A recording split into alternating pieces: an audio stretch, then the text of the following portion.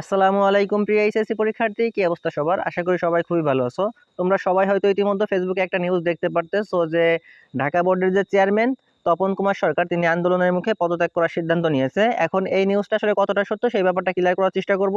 আন্দোলন কোন দিকে ধাবিত হচ্ছে সেই বিষয়গুলো নিয়ে আলোচনা করার চেষ্টা করব। আন্দোলনের বর্তমান পরিস্থিতি কি, শিক্ষার্থীরা কোথায় অবস্থান করতেছে, শিক্ষা বোর্ডগুলো কি সিদ্ধান্ত নিয়েছে, এই নিয়ে যাবতীয় যত তথ্য আছে সেগুলো তোমাদের সাথে আলোচনা করার চেষ্টা করব এবং তোমাদের সামনে এই ব্যাপারগুলো ক্লিয়ার করার চেষ্টা করব। দেখো, আমরা শুধুমাত্র ফেসবুকে না, আমরা দৈনিক শিক্ষা .com সহ বাংলাদেশের বড় বড় বিভিন্ন নিউজ মিডিয়ায় এই জিনিসটা নিশ্চিত হইতে পারছি যে ঢাকা বোর্ডের যে চেয়ারম্যান আছে তপন কুমার সরকার তিনি আসলে এই পদত্যাগ করতেছেন।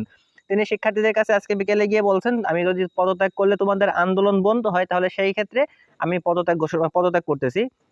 আজকে তো সময় শেষ, আমি সোমবারের দিন আমার পদত্যাগপত্র জমা দেবো।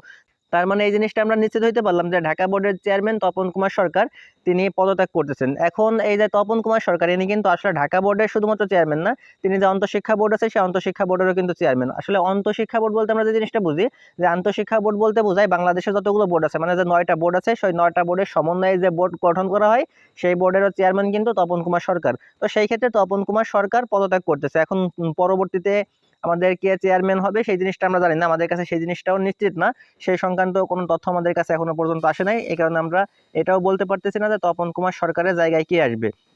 এখন এখানে যে ব্যাপারটা, তপন কুমার সরকারের পদত্যাগের মাধ্যমে আসলে শিক্ষার্থীরা কতটা লাভবান হইতে পারলো সেই জিনিসটা আমাদের কাছে এখনো ক্লিয়ার না। এখানে শিক্ষার্থীরা লাভবান হলো নাকি শিক্ষা বোর্ডগুলো লাভবান হলো, বা এখানে তার পদত্যাগের মাধ্যমে রেজাল্ট পরিবর্তন হওয়ার সম্ভাবনা কতটুকু আছে এটা আমাদের কাছে এখনো ক্লিয়ার না। বাট শিক্ষার্থীদের দাবির মুখে তিনি আসলে পদত্যাগ করতে বাধ্য হচ্ছেন, এই ব্যাপারটা তোমাদের কাছে ক্লিয়ার করলাম।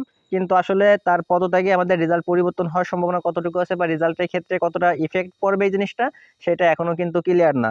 এবং এই সংক্রান্ত একটা নিউজ প্রকাশিত হয়েছে দৈনিক শিক্ষা .com-এ। শুধুমাত্র দৈনিক শিক্ষা .com না, বাংলাদেশের বিভিন্ন নিউজ মিডিয়া এই নিয়ে আমাদের আলোচনা হয়েছে, অনেক নিউজ প্রকাশ করা হয়েছে। তো আমরা দৈনিক শিক্ষা .com-এ যেটা প্রকাশিত হয়েছে সেটা নিয়ে আলোচনা করব।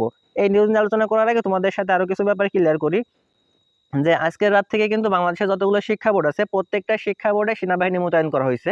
আজকে সারাদিনেও বিভিন্ন জায়গায় সেনাবাহিনী ছিল, কারণ সারাদিনে কিন্তু শিক্ষার্থীরা ভালোই দাপটের সাথে আন্দোলন করতেছিল। এই কারণে তাদের পরিস্থিতি সামাল দেওয়ার জন্য সারা বাংলাদেশে কিন্তু ম্যাক্সিমাম জায়গায় সেনাবাহিনী মোতায়েন করা ছিল। তবে আজকের রাত থেকে কিন্তু আনুষ্ঠানিকভাবে এই সেনাবাহিনীরা শিক্ষা বোর্ডগুলোতে অবস্থান করবে, যাতে সেইখানে কোনো রকমের বিশৃঙ্খলা সৃষ্টি হইতে না পারে। এখানে আরেকটা জিনিস তোমাদের ক্লিয়ার করে দিই, এখানে তপন কুমার সরকার পদত্যাগের পাশাপাশি তিনি আরেকটা কাজ করে যাচ্ছেন। তিনি যে শিক্ষা মন্ত্রণালয় আছে, শিক্ষা মন্ত্রণালয়ের কাছে তোমাদের শিক্ষার্থীদের যে দাবিগুলো আছে সেই দাবিগুলো পেশ করে তারপরে তিনি পদত্যাগ করতেছেন, দিয়ে দিচ্ছে। এখন দেখো, এখানে যে নিউজটা প্রকাশিত হয়েছে আমরা সরাসরি সেই নিউজটা একটু পড়ি, তারপরে এখানে নিউজ থেকে বিভিন্ন বিষয় আছে ব্যাপারগুলো আমাদের ক্লিয়ার করতে হবে, কারণ এখানে অনেকগুলো বিষয় আসলে ক্লিয়ার হচ্ছে না, সেই ব্যাপারগুলো ক্লিয়ার করার চেষ্টা করব। দেখো, এখানে দৈনিক শিক্ষা .com-এর যে নিউজটা প্রকাশ করা হয়েছে সেই নিউজটাই বলা হয়েছে। এখানে দেখো বলা হয়েছে, এসএসসি সব বিষয়ে ম্যাপিং করে অর্থাৎ বৈষম্যহীনভাবে এইচএসসি ফলাফলের দাবিতে একদল শিক্ষার্থী বিক্ষোভ এবং অবরোধের মুখে পদত্যাগের ঘোষণা দিয়েছেন ঢাকা মাধ্যমিক ও উচ্চ মাধ্যমিক বোর্ডের চেয়ারম্যান অধ্যাপক তপন কুমার সরকার। চেয়ারম্যানের পদ থেকে সোমবার তিনি শিক্ষা মন্ত্রণালয়ে পদত্যাগপত্র জমা দেবেন বলে জানিয়েছেন। এছাড়া শিক্ষার্থীদের দাবি মন্ত্রণালয়ে পাঠানো হবে বলে তিনি জানিয়েছেন। এখানে খেয়াল করে দেখো, যে ব্যাপারটা তোমাদের সাথে আলোচনা করলাম একটু আগে আমি, যে তিনি পদত্যাগ করতেছে প্লাস তার প্লাস যে দাবিগুলো আছে শিক্ষার্থীদের সেই দাবিগুলো তিনি মন্ত্রণালয়ে পাঠানোর সিদ্ধান্ত নিয়েছেন। দেখেন, এখানে দেখো একটা চিত্র দেওয়া হয়েছে, যেখানে তপন কুমার সরকারের পাশে সেনাবাহিনী এবং পুলিশ অবস্থান করতেছে। আসলে এইখানে তিনি শিক্ষার্থীদের সাথে কথা বলতেছিল, যে শিক্ষার্থীদের কাছে এই ব্যাপারটা ক্লিয়ার করছে যে আমি পদত্যাগ করতে চাচ্ছি কালকে। এখানে দেখো বলা হয়েছে, রোববার রাতে পদত্যাগ করার সিদ্ধান্তের কথা জানিয়েছেন অধ্যাপক তপন কুমার সরকার। বোর্ডে অবস্থানরত শিক্ষার্থীদের কাছে তিনি এই ঘোষণা দিয়েছেন। মানে শিক্ষার্থীরা কিন্তু এখনো শিক্ষা বোর্ডে অবস্থান করতেছে, তো শিক্ষা বোর্ডে অবস্থানরত শিক্ষার্থীদের কাছে তিনি এই ব্যাপারটা ক্লিয়ার করছে।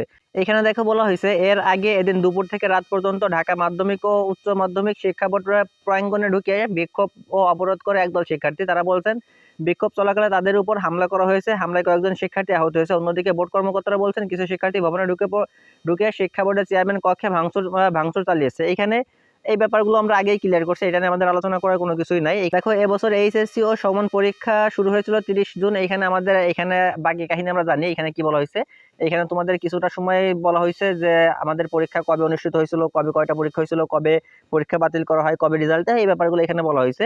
আমাদের যেটুকু লাগবে আমরা সেটুকু চলে আসি। এখানে দেখো, আমাদের এই জায়গাটা লাগবে, এই জায়গাটা খেয়াল করে দেখো। আজ ঢাকা শিক্ষা বোর্ডের বিক্ষোভে যাওয়া শিক্ষার্থীরা বলেছেন, ইতিমধ্যে যে ফল প্রকাশিত হয়েছে তা বৈষম্যমূলক। এজন্য এসএসসি ও সমমানের পরীক্ষা সব বিষয়ের উপর ম্যাপিং করে ফলাফলের নতুন করে প্রকাশ করতে হবে।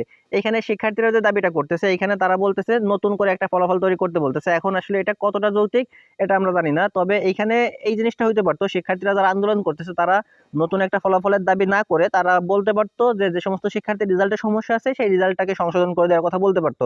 কারণ দেখো, অটো পাস বা নতুন রেজাল্ট এটা কিন্তু আবার সবাই মেনে নেবে না। যে সমস্ত শিক্ষার্থীরা পাস করছে, যে সমস্ত শিক্ষার্থীর ফলাফল ভালো হয়েছে, তারা কিন্তু আসলে এই ব্যাপারটা মেনে নিতে চাইবে না। এই কারণে যে সমস্ত শিক্ষার্থীর রেজাল্টের সমস্যা ছিল তারা আন্দোলনের মাধ্যমে এই জিনিসটা ক্লিয়ার করতে পারতো যে আমাদের যাদের রেজাল্টের সমস্যা আছে তাদের রেজাল্টটা পরিবর্তন করা হোক বা তাদের রেজাল্টগুলো নতুন করে তৈরি করা হোক, এটা বললে আমাদের মনে হয় ভালো হতো। বাট শিক্ষার্থীরা বলছে সবার রেজাল্ট নতুন করে প্রকাশ করতে।